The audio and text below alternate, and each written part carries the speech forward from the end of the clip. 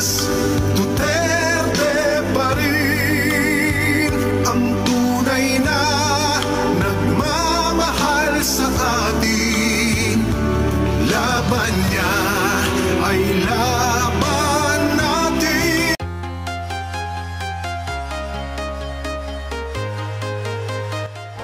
Kasi alam naman natin sa mga media, wala naman talagang ilalabas na hindi na natin sa media. Pero karamihan ang narinig yung may kaso si Pastor, rapist si Pastor, human trafficker si Pastor, memera lang si Pastor. Mga kababayan, lahat ng mga naririnig at nakikita natin sa social media, sino ba sila? Nakasama ba nila si Pastor? Nakasama ba nila si Pastor? Nakita ba nila si Pastor? Nakausap ba nila si Pastor? Nabuhay ba sila kasama ni Pastor? Hindi! Pero kami, naninindigan kami sa katotohanan. Kailangan natin sa sino si Pastor Apollo Sigigulo. Kaya mga kababayan, nandito kami tumatayo. Kung anong klaseng leader si Pastor for 40 years. Pastor, tinawag bilang malakad ng Diyos. Pinaglingkuran niya ang kanyang tuma, ang kongregasyon ng Kingdom of Jesus Christ mula noong 1980s. Nung mag-umpisa ang ministry, naninig natin sa maraming kwento, 15 lang yung member. 15. At nasa kalit na chapel lang ang Kingdom ang Jesus Christ ministry. Yun din ang panahon na kakilala si Pastor at si Tatay Go. Hindi pa sila kilala, hindi pa Vice Mayor si Tatay Go sa time. Kaumpisa lang ang dalawang ministry nila o paglilingkod. Hanggang tumakbo si Mayor, si Pierre R.D. as Vice Mayor, sinupuntaan siya ng Pindang. Tumakbo bilang Mayor ng Davao City, tumakbo ng Congressman, at tumakbo bilang Presidente. At sa lahat ng ito, kasama si Pastor Apollo Sigigulo dahil ang kanilang pagkakaibigan walang iwanan kahit anuman ang nangyari. Ang suporta ng Kingdom kay PRRD Wagas, wala ang gagawin sila. So ano nangyari? Si Pastor umusbo ang ministry niya mula sa 15 miyembro hanggang ngayon sa buong Pilipinas at sa ibang mundo, may KOJC. Meron na may tula salita ng Ama ng pagtuturo ni Pastor kung paano maglingkod sa Diyos at magiging mabuting mamamayan. Ganun din si PRRD. Anong nangyari sa Davao?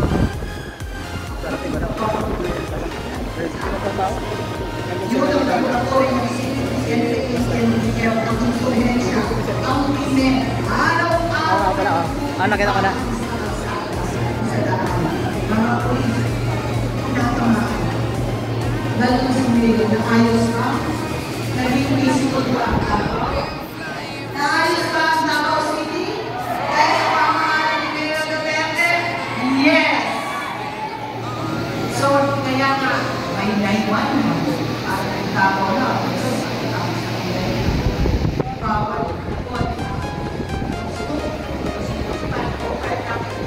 May willpower to stay si PRRD. Lalo siya, may kamay na baka, pero may puso na malambot, na baba. Dahil ang puso niya kapos ng mga mamamayan. Kasi hindi Pastor, mahigpit, may disiplina sa Kingdom. Pero ano naman ang nangyari? Naging masunurin ang bawat isa sa amin sa lahat ng akta ng aking Panginoon at maging mabuting mamamayan. Na-witness natin yan. Noong sinuko kami ng libo-libong pulis last year, 2 beses. Mula noong June, hindi mo akalain ang gagawin ng pamahalaan. Hindi mo akalain na isang compound, malinis, maliwanag, siguro ibang ginagawa, kundi manalangin, magpuri sa Ama, magpasalamat, umawit at magpasalamat sa ating Ama. Biglang susuburin, hindi lang isa, hindi lang dalawa, libo-libong pulis na sila ang dapat magproteksyon sa atin. Sila ay dapat magpapasukan ng batas. Pero ano ang ginawa nila? Ilusog nila ang POJC. Hindi isang compound, hindi dalawang compound, 4 na compound ang sinira nila at sapitan silang pumasok. Illegal at wala sa batas. Bakit? Yan ang kailangan ng tao. Kung matino ang isip mo, alam mo kung anong batas. Meron kang search warrant or meron kang warrant ng alis. Isa lang dapat, kung may search warrant ka sa mga at dapat nakapinpoint kung saan. Pero ito, dapat nasumpahan. Marami kami sa Senate hearing, 2 process. Yan yung question ang nagawa nila. May nangyari ba o wala? August 24. Bumalik sila. Sabi nila, tatakakan nila kung ilan kami doon sa kingdom of Jesus Christ o ipapos. Nandun yung mga bata, nandun yung matatanda, kahit pamamahay namin yun. Bahay namin yun, tinitirhan namin yun. Dinagdagan nila, ilang pulis na, 5,000 madaling araw. Siguro nakikita nyo. At sabi nila, 30 minutes, dito namin kayo na 30 minutes, lulusog kami, whether you like it or not. Ganon. Wala pang 30 minutes, nagtatagoy na. Dahil lumulusog sila sa likod. Anong sinabi ng pamahalaan? Lahat ng kalukod na pulis, walang armas, kahit isa. Wala bang armas? Yun. Sabi, walang daw armas kahit isa. So, walang human rights violation. Wala rin daw tear gas. Wala kaming ginamit ng tear gas. Mukhang nawawala talaga tayo sa tulong mga kababayan. Kaya, kailangan na bang ayusin ang Pilipinas?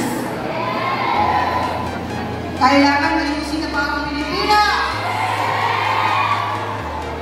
Kailangan na natin. Hindi na natin pasagalin. Kailangan na muna na pagpabago. Wala nang batas. Ang ginawa ba nila sa PRRD, ginawa ba nila kay PRRD?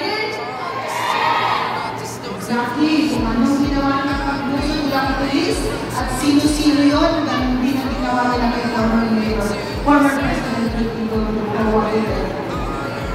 Dalawang taong nag-ari ng buhay. Ang isa, spiritual, ng pananyag ng Ama ng Jesus Christ na nalaga, niya kami upang sumunod. At tuntunin, maging mabuting mamamayan, mabuting tao, nililingkod at may takot sa Diyos. Si PRRD ganun din. Naging ama siya ng Davao City at naging ama siya ng Pilipinas. Anong klaseng ama? Inaruga ba tayo? Inayos ba niya? Yes. Kaya ano kayo ng sigaw ng Pilipinas? Duterte pa rin?